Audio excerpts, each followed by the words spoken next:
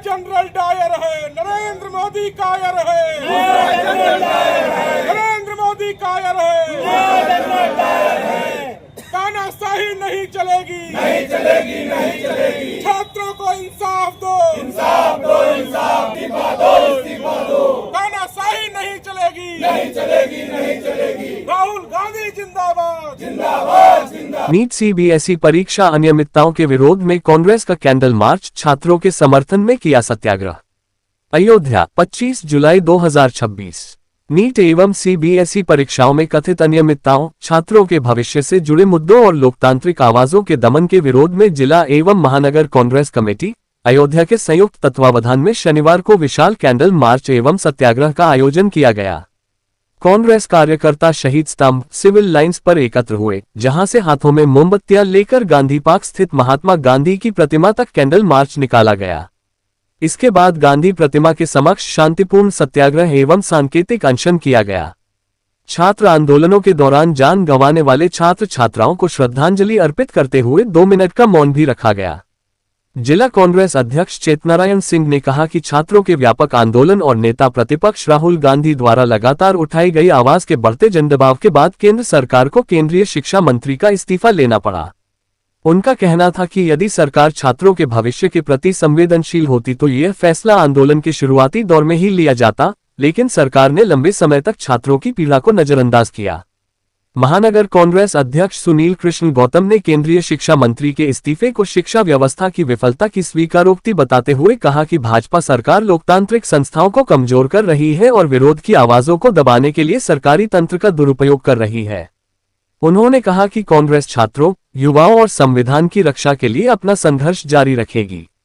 सेवादल महानगर अध्यक्ष बसंत मिश्रा, पीसीसी सदस्य राम अवध पासी तथा जिला महासचिव ब्रिजेश रावत ने कहा कि देश का युवा रोजगार, गुणवत्तापूर्ण शिक्षा और निष्पक्ष परीक्षा व्यवस्था की मांग कर रहा है, लेकिन सरकार इन समस्याओं के समाधान के बजाय आंदोलनरत छात्रों पर दबाव बनाने का प्रयास कर रही है।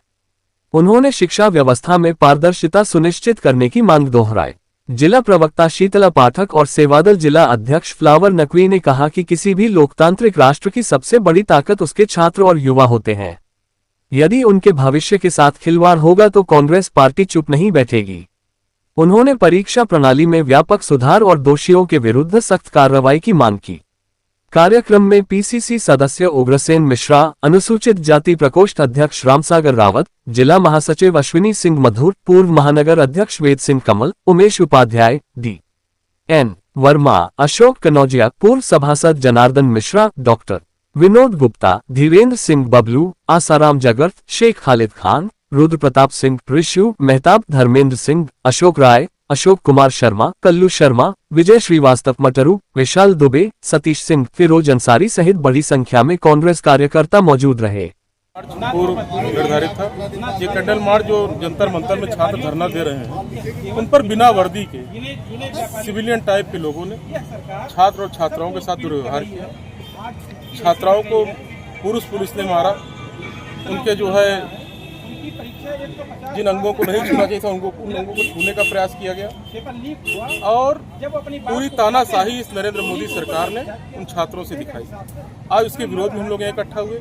जो 2 छात्र मर गए उनको मुआवजा देने के लिए हम लोग उस मांग को लेकर इकट्ठा हुए और यह बताने के लिए इकट्ठा हुए कि यह देश लोकतंत्र से चलेगा, नरेंद्र मोदी की तानाशाही से नहीं चलेगा। आज छात्रों की एकजुट आवाज ने उस तानाशाह को झुकने पर मजबूर किया। इस बात का संकेत है कि आज प्रधान की कुर्सी गई है और कल इस देश के प्रधानमंत्री की भी कुर्सी जाना तय नहीं सही होगा।